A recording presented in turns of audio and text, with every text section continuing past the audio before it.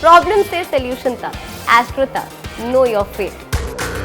जल एक ऐसी चीज है जो निगेटिव एनर्जी को यानी नकारात्मक ऊर्जा को और पॉजिटिव एनर्जी को यानी सकारात्मक ऊर्जा को दोनों को सोख सकता है।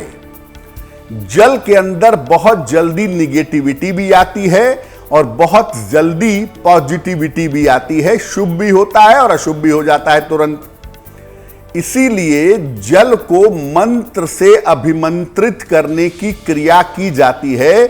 जल के अंदर मंत्रों की शक्ति डाली जाती है और उस जल का विशेष प्रयोग किया जाता है। शरीर का जो जल तत्व है 70% हिस्सा आपका जल का है लगभग, और यही जल तत्व आपको शक्तिशाली और दिव्य बना सकता है। जल के प्रयोग से वास्तविक और काल्पनिक दोनों समस्याएं दूर की जा सकती हैं। अगर वास्तव में कोई समस्या है तो जल का प्रयोग करके आप उसे दूर कर सकते हैं, और अगर कोई इमेजिनेटिव प्रॉब्लम है, अगर कोई काल्पनिक समस्या है, तो जल का प्रयोग करके काल्पनिक समस्या को भी दूर किया जा सकता है। जीवन में जल का सही और संतुलित प्रयोग अगर आप करेंगे तो आप स्वस्थ भी रहेंगे और आप विषमुक्त भी रहेंगे, यानी शरीर से टॉक्सिन्स बाहर निकलेंगे और आप स्वस्थ हो जाएंगे। अगर आप बहुत ज्यादा इमोशनल हैं तो आपकी भावनाओं को बहने से भी यह नियंत्रित करेगा और आपको आध्यात्मिक बनाएगा। यानी जल का सही प्रयोग जान करके आप अपने शरीर को, अपने मन को, अपने अध्यात्म को बहुत अच्छा बना सकते हैं। जल के चमत्कारी प्रयोग अगर आप करना चाहते हैं तो इसके लिए आपको लोटे का प्रयोग करना सबसे ज्यादा अच्छा होगा। अगर आप लोटे का प्रयोग करें जल को रख करके, जल को रखने के लिए, तो लोटे का जल आपके लिए ज्यादा प्रभावशाली होगा। इस ऐड को स्किप करना तो बहुत मुश्किल है, पर लाइफ की प्रॉब्लम्स का सॉल्यूशन ढूंढना आसान। प्रॉब्लम से सॉल्यूशन तक, एस्ट्रो तक, नो योर फेट।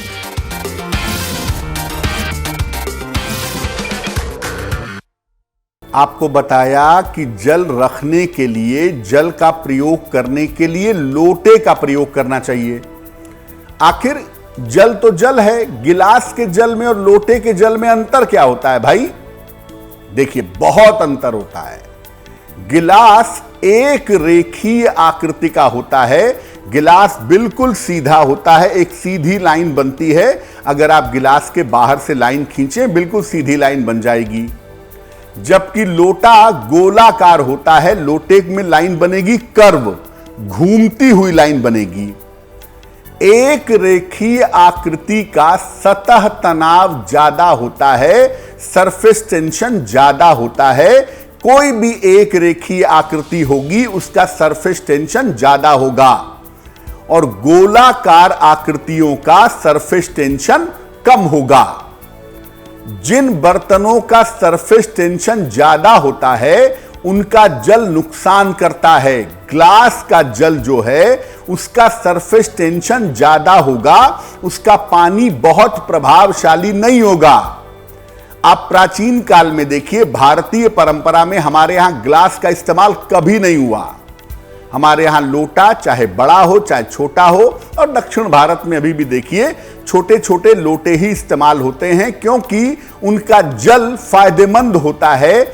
जिन बर्तनों का सरफेस टेंशन कम होता है उनका जल लाभकारी होता है।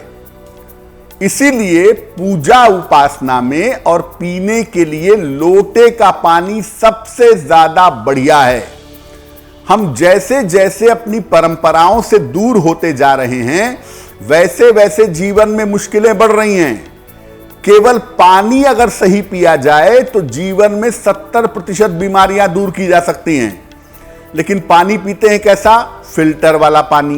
पीते किस में है? गिलास में। पीते कहां का है? प्लास्टिक की बोतल का। तो जल को भी हम इतना ज्यादा उपद्रवी बना दिए हैं जल के साथ भी इतने सारे प्रयोग कर लिए हैं कि वो जल जो अमृत हो सकता था वो जल हमें फायदा नहीं पहुंचाता है। इसीलिए याद रखिए, चाहे आप कोई विशेष प्रयोग करने जा रहे हो, चाहे सामान्य जीवन में पानी पीने जा रहे हो, अगर आप लोटे का प्रयोग करें तो वो आपके लिए ज्यादा बेहतर होगा। एस्ट्रो तक ऐप पर आपको मिलेगा भविष्य से जुड़े हर सवाल का जवाब। डाउनलोड कीजिए एस्ट्रो तक ऐप और चुटकी में जुड़िए इंडिया के बेस्ट एस्ट्रोलॉजर से।